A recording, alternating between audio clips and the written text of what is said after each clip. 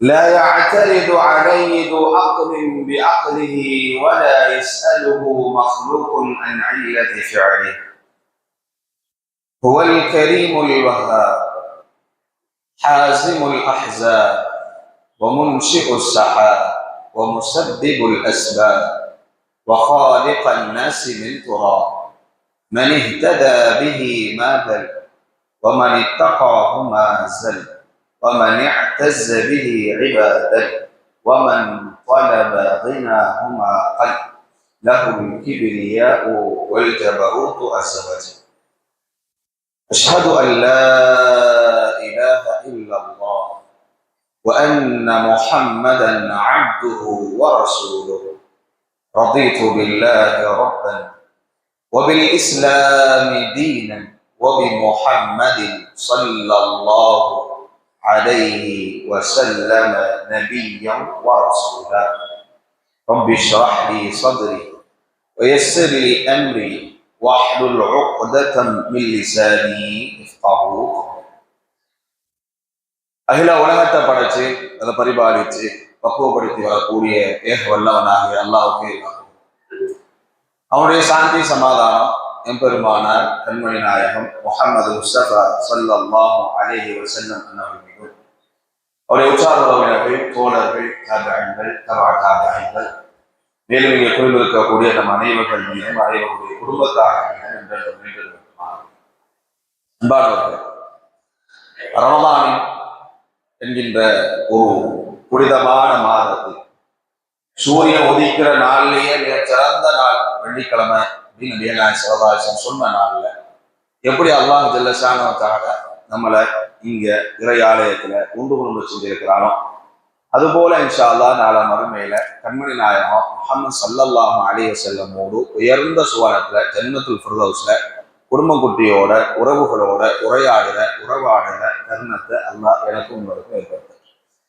ஆமீன். அன்பானவர்களே, ரமதான் 10 நோன்புகள் அல்ஹம்துலில்லாஹ் முறையாக பயன்படுத்தியவர்களுக்கு இது மிக மெதுவாக போனதை போன்று இருக்கும். யார் முறையாக பயன்படுத்தவில்லையோ அவருக்கு மிக வேகமாக போனதை போன்று.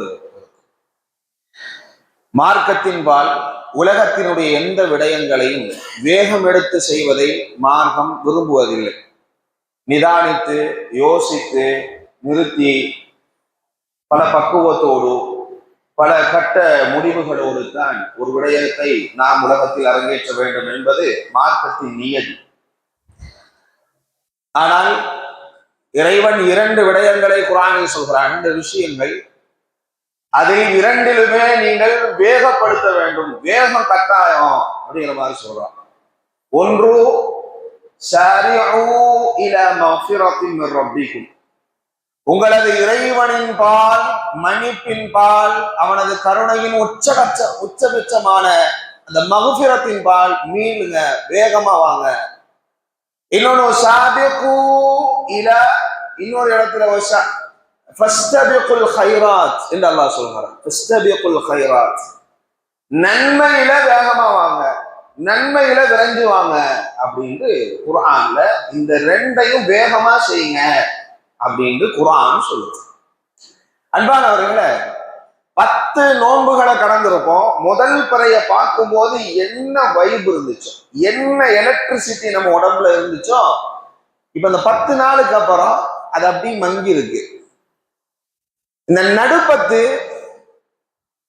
ரொம்ப மங்களா, ஈமான்ல பலகீனமா நான் இருந்தேன்டா, ஈமான்ல மங்களா இருந்தேன்டா, இந்த நடுப்பத்து ரொம்ப மங்கி இருக்கு என்கிட்ட.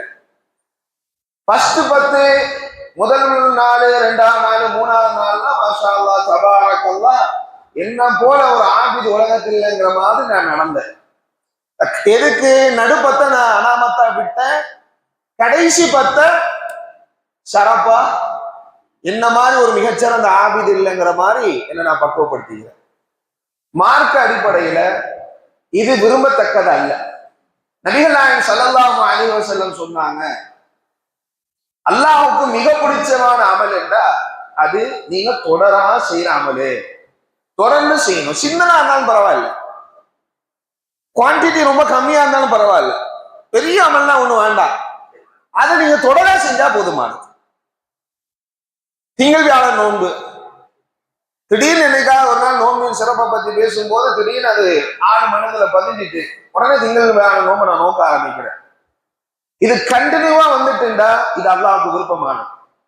முதல் நாள்ல மட்டும் அன்னைக்கு என்னைக்கு அந்த எலக்ட்ரிசிட்டி இருந்துச்சோ நம்ம உடம்புல, அப்ப மட்டும் நான் நோம்பு நோத்தன்னு வைங்கள, அன்னைக்கு நான் கூலி அல்லாஹ் அளந்து தருவான். சில சமயங்கள்ல என்னால பிடிக்க முடியாத தருணங்கள் உடல் கூறு மாற்றத்தினாலோ அல்லது நோய்வாயினாலோ போனாலும் பரவாயில்ல, அல்லாஹ் நோம்பு பிடிக்காட்டி நோம்பு பிடிச்ச நன்மையை கொடுத்துடுவான். கண்டினியூட்டி இருந்துச்சுண்டா. அன்பானவர்களே, இது எனக்கும் உங்களுக்குமான முதல் முன்னுரை. அடுத்த கட்டம், சஹாபாக்கள் தங்களது நன்மையான விஷயங்களில் எந்த அளவுக்கு வேகம் எடுத்தாங்க, ஹவா பட்டாங்க, ஆசைப்பட்டாங்க, எந்த அளவுக்கு அதுல வீரியமா இருந்தாங்க அப்படிங்கிறதுக்கு சில எடுத்துக்காட்டு. அன்பானவர்களே, நபிகள் நாயகம் ஸல்லல்லாஹு அலைஹி வஸல்லமுடைய காலத்துல நபி ஸல்லல்லாஹு அலைஹி வஸல்லம் முதலாவது போன போருண்டா பத்ர் யுத்த காலம். இந்த பத்ர் யுத்த காலத்துல யுத்தமாக அது இல்ல, மாறா ஒரு பயணக்குழுவை அட்டாக் செய்யறதுதான் போறாங்க. வரலாறு நமக்கு தெரியும். முடிந்தவர்கள் வந்தார்கள், வாய்ப்பு வந்தவர்கள் வந்தார்கள். அதனால் 300 சில்லறை சஹாபாக்கள். ஆனால் பல நபித்தோழர்களுக்கு தெரியாது இது உண்மையான போர் தான் என்று. போர் நடந்த விடயங்கள் நமக்கு தெரியும். போரை முடித்துவிட்டு நபிகள் நாயகம் ஸல்லல்லாஹு அலைஹி வஸல்லம் ஊர் திரும்புகிறார். ஊர் திரும்பிய பின்னால அனஸ் பின் நபர் ரலியல்லாஹு அன்ஹு வருகிறார். யா ரசூலல்லாஹ், பத்ர் யுத்தம் என்கின்ற இந்த யுத்தம் யுத்தமாக அரங்கேறும் என்பது எங்களுக்கு தெரியாது. நீங்கள் இதை பற்றி மக்களுக்கு மத்தியில பேசும்போதும் கூட நான் ஊரில் இல்லை, நான் வெளியூர் பயணத்தை மேற்கொண்டிருந்தேன். எனவே யா ரசூலல்லாஹ், அல்லாஹ் இன்னொரு போர் என்கின்ற தருணத்தை உங்களுக்கு இந்த உம்மத்திற்கு சமர்ப்பணம் செய்வானேயானால் நிச்சயமாக அன்றைக்கு நான் யார் என்பதை இறைவன் கண்டுகொள்வான். வார்த்தை கடுமையான வார்த்தை. நான் யார் என்பதை இறைவன் கண்டுகொள்வான். அன்றைய காலத்துல உண்மையான முஸ்லிமா முனாஃபிகா அப்படின்ற பகுப்பாய்வு செய்யறதுக்கு ரெண்டே விஷயம்தான். ஒன்று தொழுக, இன்னொன்று ஜிஹாது. இந்த ரெண்டும் தான் முனாஃபிக்கு கஷ்டமா இருக்கும். இந்த ரெண்டையும் கஷ்டப்படுத்தணும். முனாஃபிகள்ல நிறைய பேர் போருக்கு வரமாட்டாங்க, ஏதாவது காரணம் சொல்லிடுவாங்க. தபூக் யுத்தத்துல நிறைய நடந்துச்சு, நமக்கு தெரியும். அந்த மாதிரி அல்லாஹு ஜல்ல ஷானஹு நான் நினைச்சக்கூடாதுல்ல. நான் பலகீனத்தினால, உலக இன்பத்தினால, நிஃபாக்குத்தனத்தினால போனங்கிற மாதிரி இருந்துடக்கூடாது. நிச்சயமா அடுத்த போர்னு ஒண்ணு நடந்துச்சுன்னா நான் யாருங்கிறத என் ரப்பு கண்டுகொள்வான் அப்படின்னு பேரார் வேகமா.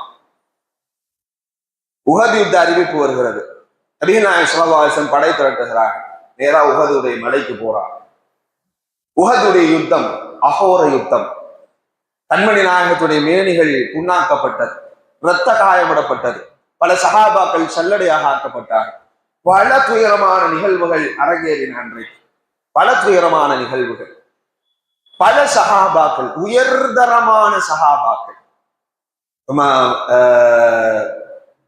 உமர் ரலியல்லாஹு அன்ஹு, அபூபக்கர் சித்திக் ரலியல்லாஹு அன்ஹு, சஅத் பின் அபி வக்காஸ் ரலியல்லாஹு அன்ஹு போன்ற பெரும் பெரும், தல்ஹத் பின் உபைதுல்லாஹ் ரலியல்லாஹு அன்ஹு போன்ற பெரும் பெரும் சஹாபாக்கள் பின் திரும்பி ஓடுகிறார்கள். எதிரிகளை முன்னோக்கி ஓடாமல் பின் திரும்பி ஓடுகிறார்கள். காரணம், திடீரென எதிரிகளுடைய கை மிக பெரிதாக ஓங்குகிறது. திட்டமிடல்கள் எல்லாம் நசுக்கப்படுகிறது. திருப்பி யூகங்கள் வகிக்க வேண்டும். மலையின் மேல் குண்டுகளுக்கு மேல் ஏறி நின்று கொண்டு பதுங்கி இருந்து திருப்பி யூகம் வகித்து திருப்பி அவர்களை தாக்கலாம் என்கின்ற முடிவெடுக்கப்படுகிறது. நாம் சஹாபாக்களை பற்றி பேசுகிற போதும் மிக கவனமாக வார்த்தைகளை, சொல்லாடல்களை பயன்படுத்த வேண்டும். அதனால் அன்பானவர்களே, அவர்கள் திரும்பி யூகத்தை வகுப்பதற்காக திரும்புகிறார்கள். பல சஹாபாக்கள் விரண்டு ஓடுகிறார்கள், பல சஹாபாக்கள் பின் திரும்புகிறார்கள். திரும்புகிற போது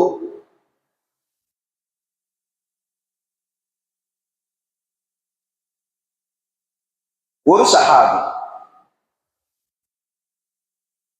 நபிகள் நாயகம் ஸல்லல்லாஹு அலைஹி வஸல்லம் அவர்கள் இறந்து போய்விட்டார்கள் என்று அறிவிப்பு செய்கிற போது பல சஹாபாக்கள் கையை தலையில் வைத்து உட்கார்ந்து விட்டார் ஓ என்று. உடனே ஒரு சஹாபி எந்தித்தார். அவர் அனஸ் பின் நதர் ரலியல்லாஹு அன்ஹு.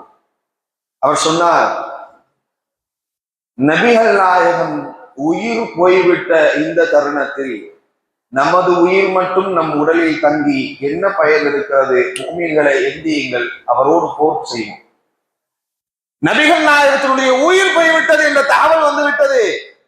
இதற்கு மேல் நமது உயிர் நம் உடலில் இருக்கக்கூடாது, எந்தியுங்கள், போராட வேண்டும் என்று சொல்கிறார். பல சஹாபாக்கள் எந்தித்தார்கள், கடும் போராட்டம் செய்தார்கள். ஆனால் பல சஹாபாக்கள் போரிட்டு பார்க்கிறார்கள், முடியவில்லை, பின் திரும்பி விடுகிறார்கள். ஆனால் ஒரு சஹாபி, ஒரே ஒரு சஹாபி வேகம் எடுக்கிறார் உஹது மலையை நோக்கி.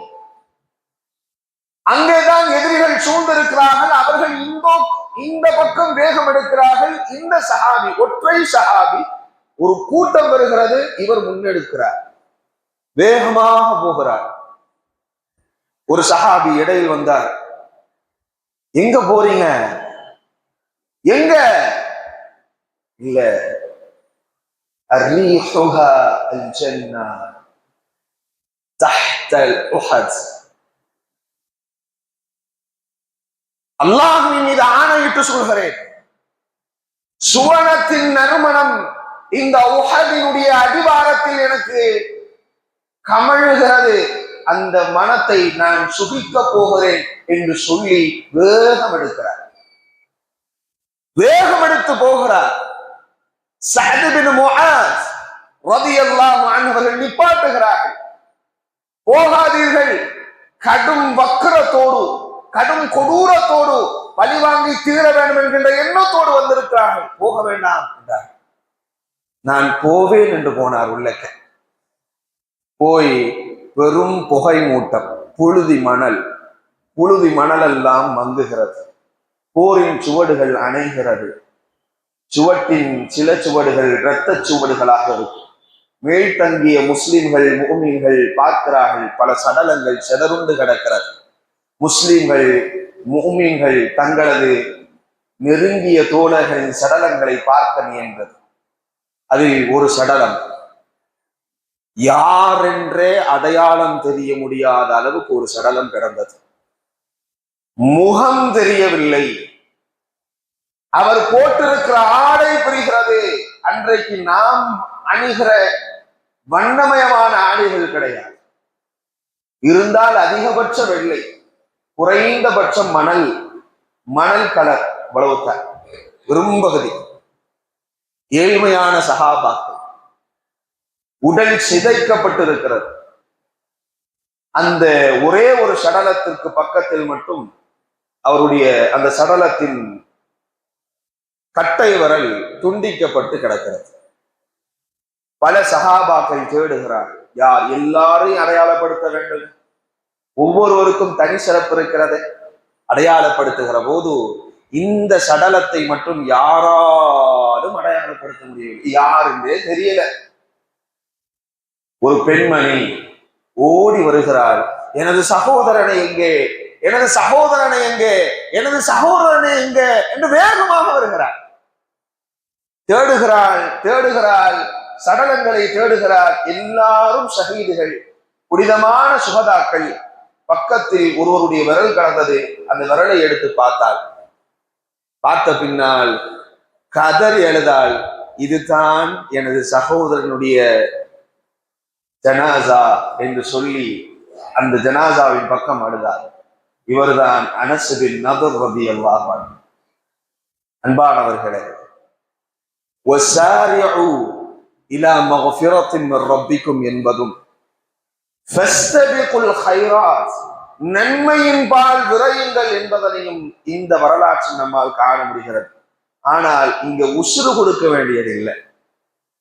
சொகுசா ஃபேனுக்கு கீழே, நல்ல கார்பெட்ல, நல்ல அழகான தூய்மையான பாயில, நல்ல இதமான கிராத்துல எந்த பதஷ்டமான சூழலும் இல்லாத அம்னான பகுதியில மிகப்பெரிய அருள் கட நிம்மதியான தருணம். நிம்மதியான சூழல் பாதுகாப்பான சுற்றுச்சூழல். நம்மளை யாரும் கண்டமெண்டல் ஏரியா மாதிரிலாம் வைக்கல. நல்லபடியா இருக்கிறோம், நம்ம திருப்தியா இருக்கும், ரொம்ப ராகத்தா இருக்கும். ஆனா இதுல என்னால இபாதத் செய்ய முடியல. ஹைராத்த டைம் டேட் வகுத்து நான் செய்யறேன். இவ்வளவு தான் வேலிடிட்டி. 10 days மோர் தென் வரக்கூடாது. கடைசியா 27 28 ஒற்றைப்படையில மட்டும் கரெக்டா வந்துட்டு போயிட்டு இதை அல்லாஹ் விரும்பவில்லை.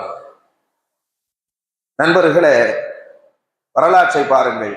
இது மட்டும் இல்லை,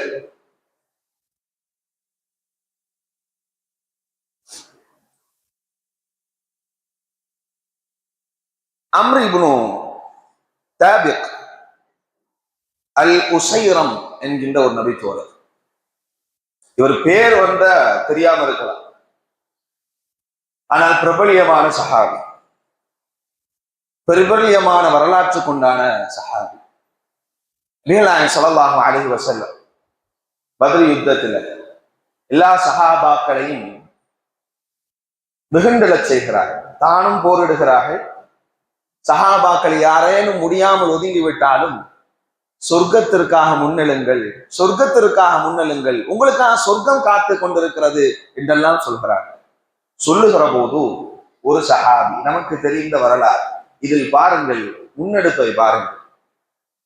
யா ரசூலல்லாஹ், சொர்க்கம் என்கிறீர்களே, பஹ் பஹ் பஹ், ஆசையா இருக்கு, ஆசையா இருக்கு, ஆசையா இருக்கு, சொர்க்கத்துக்கு மேல ஆசையா இருக்கு.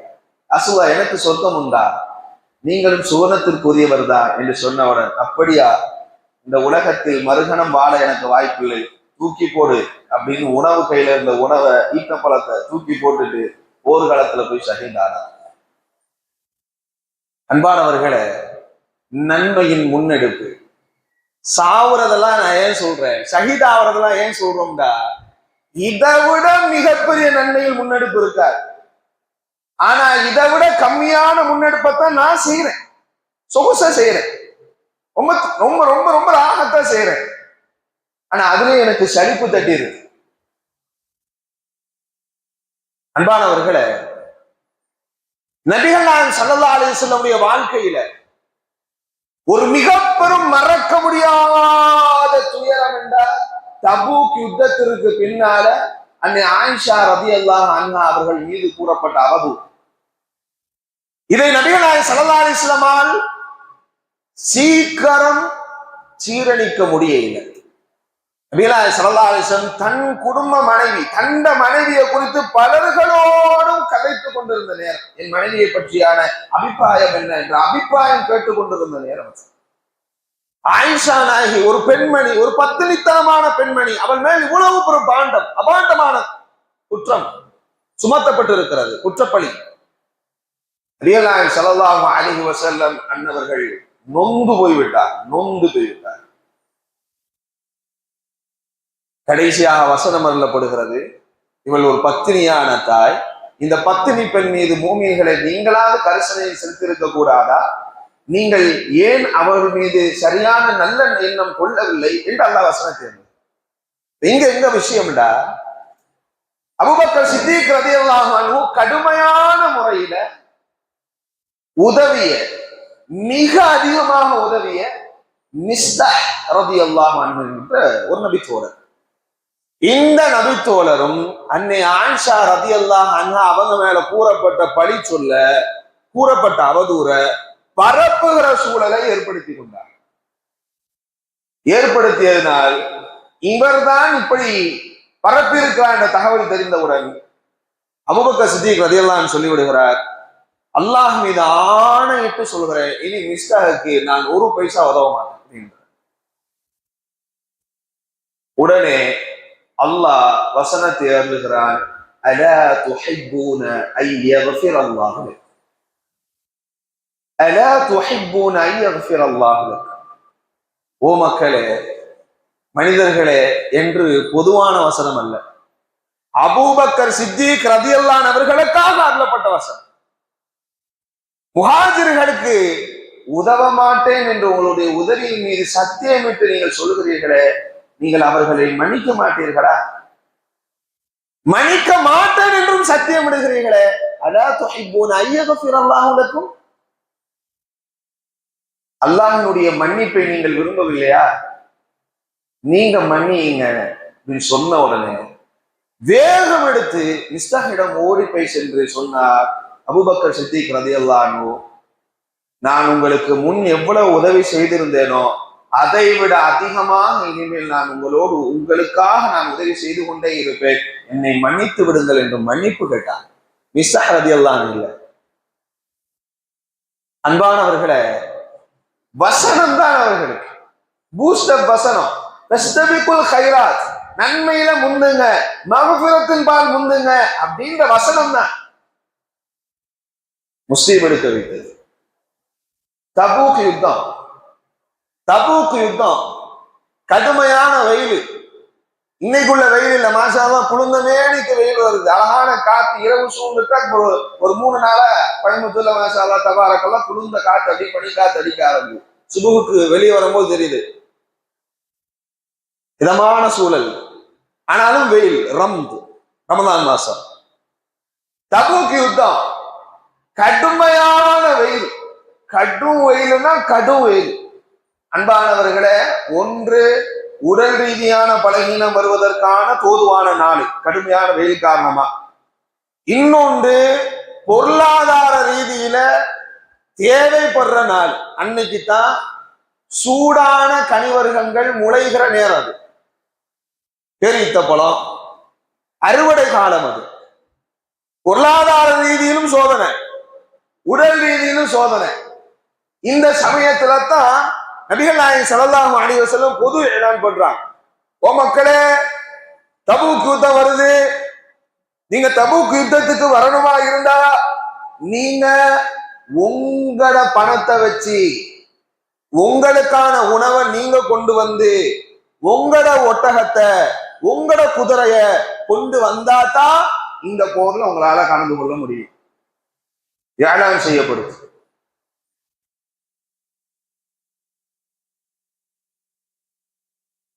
எப்படி தண்ட உசுரை கொடுக்க, தான் உயிரை கொடுக்க, தண்ட பொருளாதாரத்தை கொண்டுதான் வரணும். அப்படி சொன்ன பிற்பாடும் சில சஹாபாக்கள் வந்தாங்க. அல்லாஹ் குர்ஆன்ல சொல்றான்,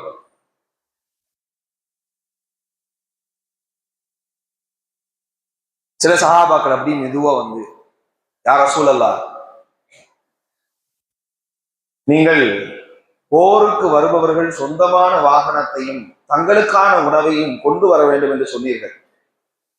எங்களிடம் நாங்க சாப்பிட்ற அளவுக்கு உணவு கொண்டு வர்றதுக்கான தாக்கத்தோ சொந்தமான வாகனமோ எதுவுமே எங்ககிட்ட இல்லை. யார் சொல்லா, ஏதாவது தயவு பண்ணி ஏதாவது ஏற்பாடு செஞ்சு எங்களை இந்த தபூக் யுத்தத்துக்கு கூட்டு போயிடுமா? உடனே நபிகள் நாயகம் ஸல்லல்லாஹு அலைஹி சொன்னார், அன்பானவர்களே, இந்த தபூக் யுத்தத்துலதான் 3000 ஒட்டகங்களை உஸ்மான் ரலியல்லாஹு அன்ஹு அவர்கள் தான தர்மம் செஞ்சார். 300 குதிரைகளை கொடுத்தார். பல சஹாபாக்கள், இந்த உமர் ரலியல்லாஹு அன்ஹு அவர்களுக்கும் அபூபக்கர் ரலியல்லாஹு அன்ஹு அவர்களுக்கும் போட்டி நடந்துச்ச, சதக்கா ரீதியா யார் கொண்டு வர்றான்ற கூட குறை போட்டி நடந்துச்சு இல்லையா? அந்த யுத்தம் அது. அவ்வளவு பொருளாதாரம் இருந்துமே அவ்வளவு சஹாபாக்கள் நிறைந்திருந்தார். அதுக்கெல்லாம் ஆக்கிப்பைக்கு மக்கள் இருந்தார், அதுக்கு தக்கன சஹாபாக்கள் இருந்தாங்க.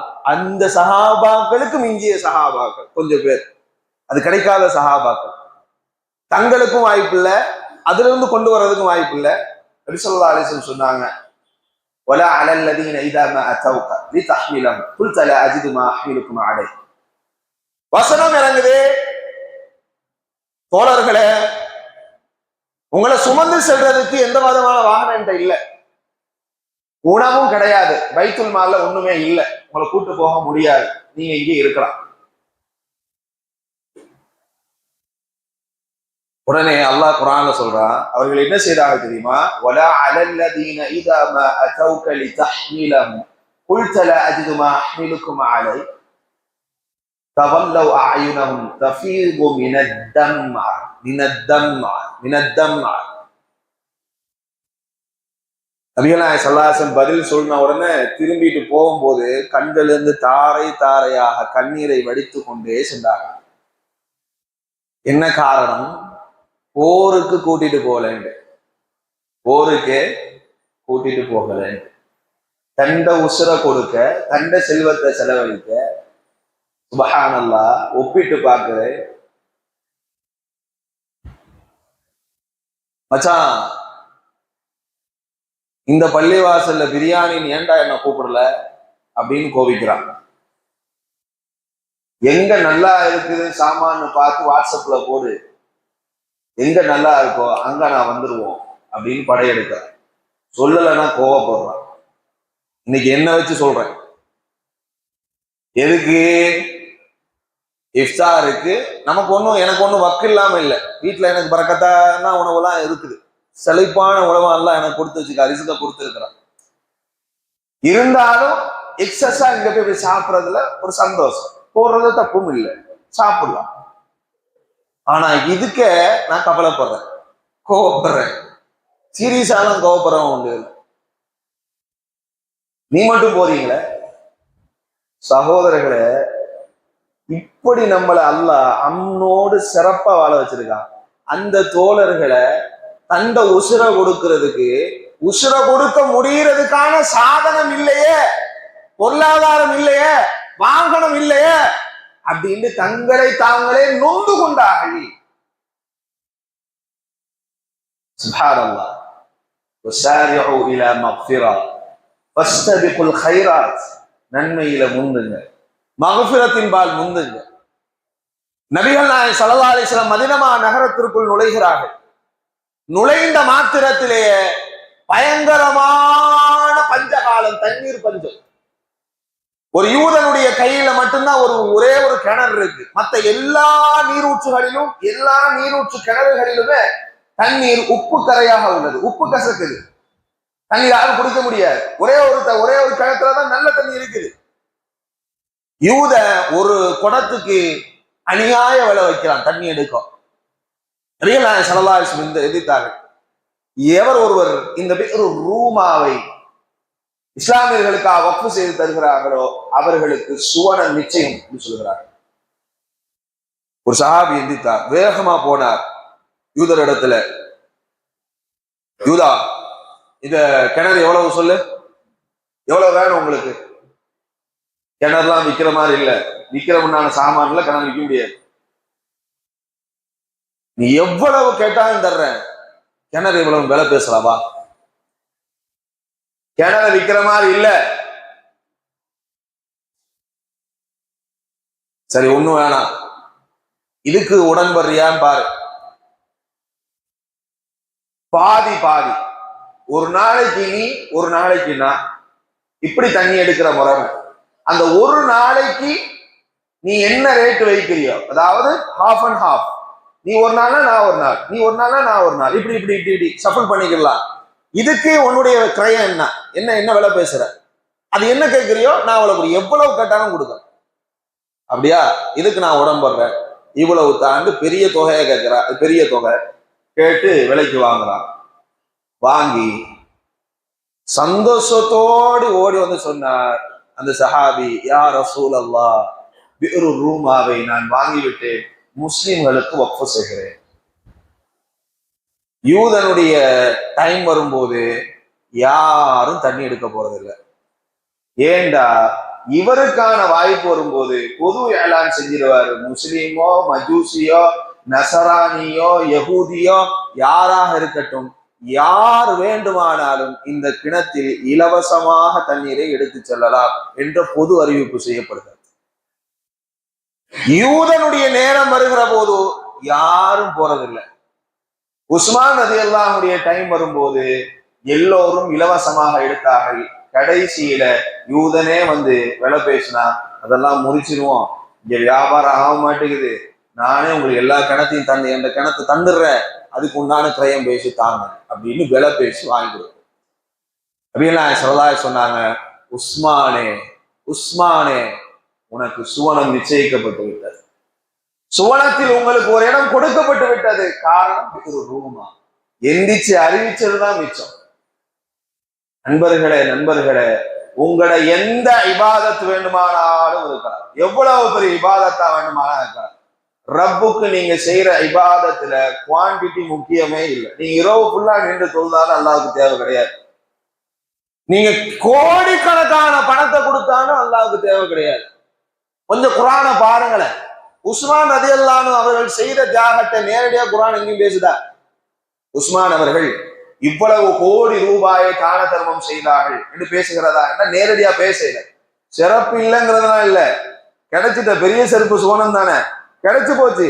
அவங்களுக்கு சவாப் நிச்சயம், கூலி ஜஸா நிச்சயம். ஆனா பெரிய பெரிய சஹாபாக்கள் செய்த தனத்தெல்லாம் குர்ஆன்ல நேரடியா எந்த வசனத்தையும் அல்லாஹ் குறிப்பிடவே சொல்லல. நபிகள் நாயகம் ஸல்லல்லாஹு அலைஹி வஸல்லம் ஒரு விருந்தாளி வர்றாரு.